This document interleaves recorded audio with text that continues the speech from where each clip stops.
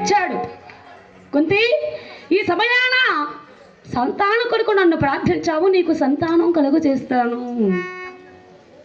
వశీకరణ మంత్రము చేత ప్రార్థించావు కనుక నీకు సంతానం కలుగజేస్తానన్నాడు. వెంటనే అలా దూరం జరుగుతూ, వద్దు స్వామి, నేను సంతానం కొరకు కాదు ప్రార్థించండి, దుర్వాస మహామని వశీకరణ మంత్రాన్ని నేర్పించాడు. ఇది నిజమో కాదో పరీక్షించాలని పిలిచాను అంతే స్వామి. కనుక మీరు ఇక్కడ వచ్చి వెళ్ళండి స్వామి. మిమ్మల్ని నన్ను ఎవరైనా చూస్తే ఏమైనా అనుకుంటారు కనుక వెళ్ళండి స్వామి. కుంతి, ఈ సమయాన సంతానం కొరకు పిలిచి కాదు పొమ్మంటావా? ఎందుకు ఈ విధంగా మాట్లాడుతున్నావు? పడతరమ్మను పిలిచి పొమ్మన పోవా, నీ ఇంట బంటుననుకుంటేవేమో.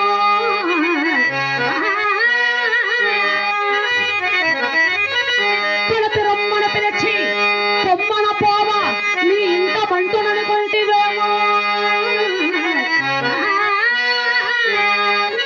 నన్నారసి దేవత పరిహసించరు,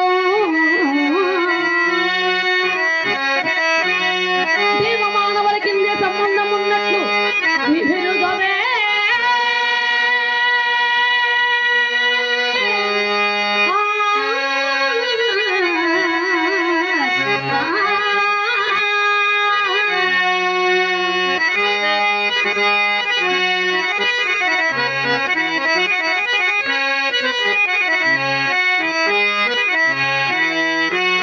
దేవతలకు మానవులకు ఎప్పటి నుంచి సంబంధం ఉన్నది కనుక ఎందుకు బాధపడతావు, ఎందుకు భయపడతావు కుంతి? నీకు సంతానం కలుగజేస్తాను. నీకు ఒకవేళ సంతానం కలిగినా కూడా నీ కన్యత్వం చెడకుండా నీకు వరాన్ని ఇస్తానులే అని కుంతీదేవి వద్దన్నా కూడా సూర్య భగవానుడు కుంతీదేవితో అలా సంతోషంగా ఉన్నారండి. ఎప్పుడైతే ఉన్నారో ఆ యొక్క సద్యోగర్భములో ఒక కుమారుడు జన్మించాడట. జయ సింహ ధ్రువారమణ గోవింద. ఎప్పుడైతే సూర్య భగవానుడు వెళ్ళిపోయాడు, ఆ యొక్క కుంతీదేవి అవురా ఆ యొక్క దిగ్గరలాముడిలో వేసుకొని సూర్య భగవానుడు వద్దన్నా కూడా నాకు ఈ యొక్క సంతానాన్ని కలుగజేశారే. అయ్యో, ఇప్పుడు ఈ యొక్క బిడ్డను నేను ఏమీ చేయాలి? ఈ బిడ్డను ఇప్పుడు ఏమీ చేయాలి? వివాహము జరగకుండానే నాకు ఈ యొక్క సంతానం కలిగిందంటే ఈ లోకులు నన్ను ఏమనుకుంటారు? నా తల్లిదండ్రులు ఈ బిడ్డ ఎవరో అడిగితే నేను ఏమి సమాధానము చెప్పాలి? శిశువున్నొక్క ఇల్లు చేరుదునా,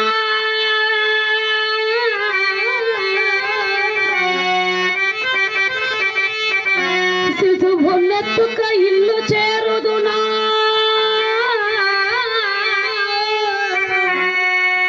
తల్లిదండ్రులు అన్యదాతలందరూ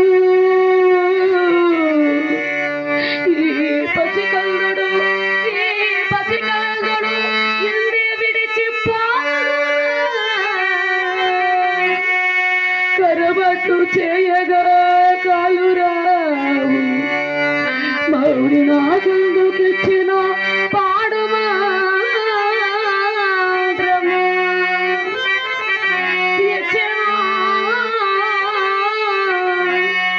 దీనిని పరీక్షింపజాల, దీనిని పరీక్షింపజాల.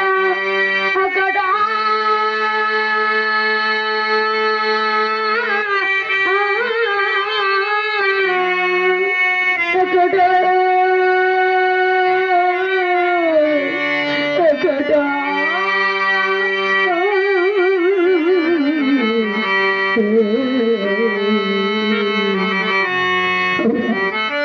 ఆ యొక్క దుర్వాస మహాముని నాకెందుకు ఇక మంత్రము నేర్పించాలి?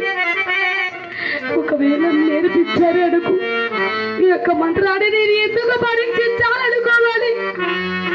పరీక్షించాడే అనుకు ఆ యొక్క సూర్య భగవానుడు నాకెందుకు ఈ యొక్క బిడ్డను ప్రసాదించాలి? అయ్యో భగవంతుడా, ఈ యొక్క బిడ్డను ఇప్పుడు రాజ్యానికి తీసుకొని వెళితే కుంతీదేవట వివాహం కలగకుండానే సంతానం కలిగిందని యొక్క లోకులు చూసి నన్ను నవ్వుకోరే. అయ్యో, నా తల్లిదండ్రులకు నేను ఏమని సమాధానము చెప్పాలి? ఆ యొక్క బిడ్డకు ఏమై అర్థమైనదంటే కేవలం ఏడవకు ఏడవకు నా తండ్రి, ఏడిస్తే చుట్టాలు నిన్ను రాపాడిస్తారు. కన్నకుమారా కన్నకుమారా,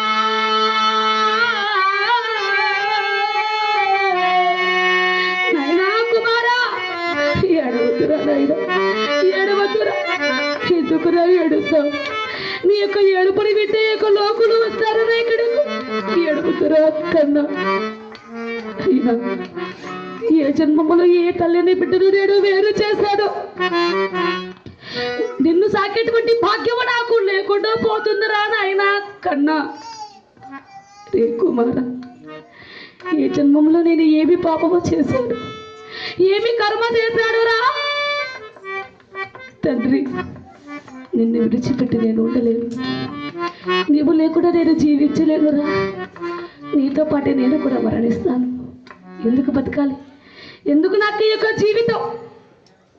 అనవసరంగా నేను ఆ యొక్క సూర్య భగవానుడిని ప్రార్థించాను. ఆ యొక్క సూర్యుడి యొక్క సంతానాన్ని నాకు కలుగు చేశాడు. బతికున్నానా? ఈ బిడ్డని ఇక్కడ వదలలేను కనుక ఈ బిడ్డతో పాటే నా యొక్క ప్రాణాన్ని కూడా ఇక్కడే వదిలిపెట్టేస్తే పోతుంది అని అలా ఒడిలో వేసుకొని గబగబమంటూ అలా నది వద్దకు వచ్చేసిందండి. ఎప్పుడైతే ఆ యొక్క నది వద్దకు వచ్చిందో ఆ యొక్క నదిలో దూకబోతున్నది. చూశాడు ఆ యొక్క సూర్య భగవానుడు. కుంతి ఆగో, ఎందుకు మరణిస్తావు? నా వల్ల పుట్టినటువంటి నా యొక్క బిడ్డను నేనే కాపాడుకుంటాను. ఇదిగో పెట్టే, ఈ పెట్టెలో పెట్టి నదిలో వదిలిపెట్టు. ఆ బిడ్డను అలా దాసి దగ్గరికి ఇచ్చింది. పెట్టెను తీసుకొని వచ్చిందండి. పెట్టె తీసి అలా తెరిచిపెట్టింది. దాసి వద్దున్నటువంటి ఆ యొక్క బిడ్డను తీసుకుంది. నాయనా కన్నకుమార, కరకు రక్కసి కన్న కుంతియే కట్టిన రాలు కదా.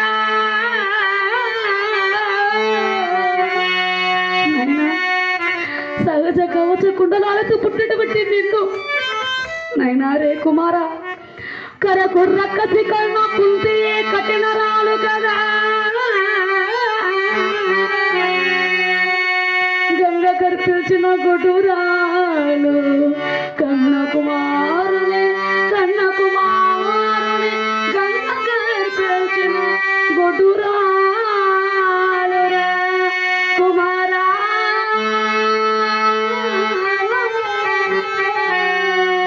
కుమారా నాయనా నాయనా,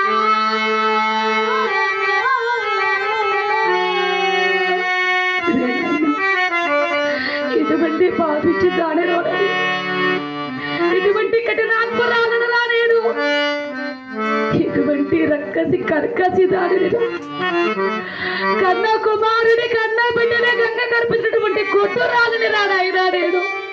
నన్ను క్షమించురా, క్షమింపుమా, క్షమింపుమా కుమారా, నన్ను క్షమించరా నాయనా, నన్ను క్షమించరా. నిన్ను సాకేటువంటి భాగ్యం నాకు లేదురా నాయనా. వెళ్ళు, ఎక్కడికైనా వెళ్ళి సుఖంగా జీవించుకోపోరా. ఏ జన్మములో ఏ తల్లిని బిడ్డను వేరే చేశానో కానీ ఈ జన్మములో నిన్ను సాకేటువంటి భాగ్యం నాకు లేకుండా పోయింది. వెళ్ళు నాయనా, వెళ్ళు, వెళ్ళి సంతోషంగా జీవించుకో. బిడ్డను అలా ఇచ్చిందండి. ఆ యొక్క పెట్టె ఎక్కడ కుచ్చుకుంటుందోనని పక్కనే ఉన్నటువంటి లేత లేత ఆకులన్నీ కూడా కోసుకొని వచ్చి ఆ యొక్క పెట్టెలో పరిచి, ఆ లేత ఆకులు కూడా ఎక్కడ కుచ్చుకుంటాయోనని తన యొక్క బయట చెరుగును చింపి అలా పరిచి బిడ్డను తీసుకొని చూడండి తన దగ్గర ఉన్నటువంటి ఆ యొక్క నగలన్నీ కూడా తీసి పెట్టెలో పెట్టిందండి. నాయనా వెళ్ళరా, చదుపాలిచ్చింది. ఏవండి, బిడ్డను వదలలేదు, తను పాలిచ్చింది. తడివి తీరా బిడ్డకు పాలిచ్చి, వెళ్ళు నాయనా వెళ్ళు, ఎక్కడికైనా వెళ్ళి సంతోషంగా జీవించుకో. పెళ్ళి కాకముందే నువ్వు పుట్టావంటే ఈ లోకులు నిన్ను చూసి నవ్వుతారు రా, ఎగతాళి చేస్తారు రా నాయనా. వెళ్ళురా నాయనా, నీ కన్న తండ్రి ఎవరంటే నేను ఎవరికి ఏ సమాధానం చెప్పాలి? కనుక నిన్ను సాకేటువంటి భాగ్యము నాకు లేదురా అని ఆ యొక్క బిడ్డను తీసి అలా పెట్టెలో పెట్టి అలా పెట్టి మూత పెట్టిందండి. నదిలో వదిలిపెట్టింది. ఏటి కెరటాలలో పెట్టె ఏగుతుండే,